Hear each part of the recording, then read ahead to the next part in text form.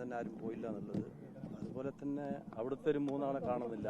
മൊത്തം 13 ആള് മിസ് ചെയ്തിട്ടുണ്ട്.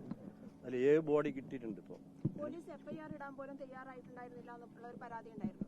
അങ്ങനെയൊന്നുമില്ല. കർണാടകയിലൊന്നും അങ്ങനെയൊന്നും ചെയ്യില്ല. പരാതിയൊക്കെ അത് പരാതി എന്ന് പറഞ്ഞാൽ അതെന്താണെന്നുള്ള എനിക്ക് മനസ്സിലായിട്ടില്ല. ഇവരുടെ പരാതി എന്താണ് അതൊക്കെ അവിടെ ചെയ്യും, ചെയ്യാതിരിക്കില്ല.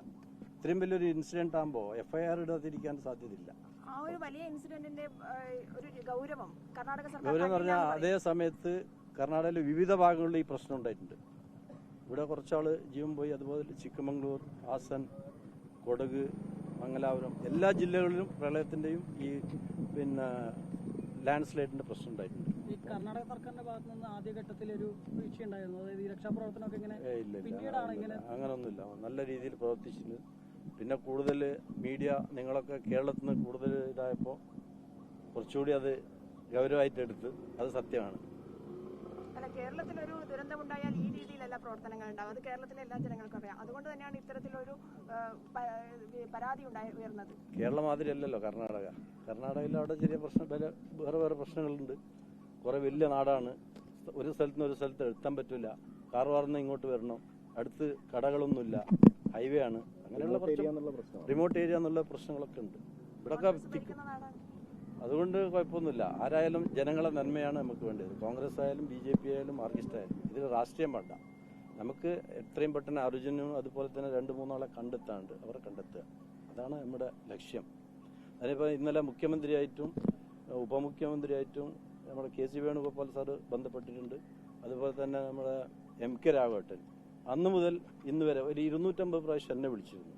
അവിടുത്തെ കലക്ടർ നമ്പർ വേണം, SP നമ്പർ വേണം. മൂപ്പർ പോയി ഇപ്പോൾ അവിടെ താമസിക്കുകയാണ്.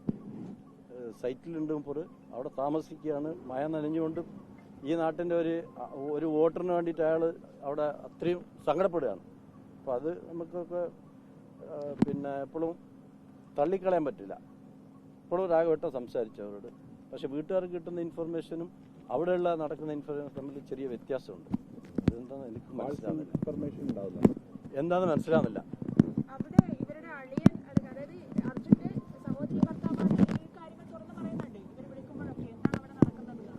നിങ്ങൾ അവിടുത്തെ ആൾക്കാരോട് വിളിച്ചു നോക്കി. സ്പോട്ടിലുള്ള ആളോട്.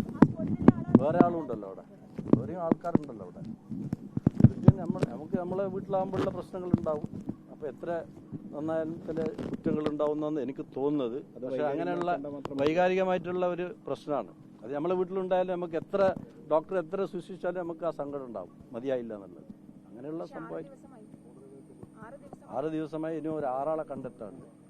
3 ആൾ മിസ്സിംഗ് ഉണ്ട്. 3 ബോഡി എത്താണ്ട്. 7 ബോഡി ഐഡന്റിഫൈ ചെയ്യാൻ കിട്ടിയിട്ടുണ്ട്. അങ്ങനെയുള്ള പ്രശ്നങ്ങളൊക്കെ ഉണ്ട്. എന്തായാലും എത്രയും പെട്ടെന്ന് അർജുനനും അതുപോലെ ബാക്കിയുള്ള ആളെയും എത്തിപ്പെടട്ടെ എന്ന് നമ്മൾ പ്രാർത്ഥിക്കാം ദൈവത്തോട്.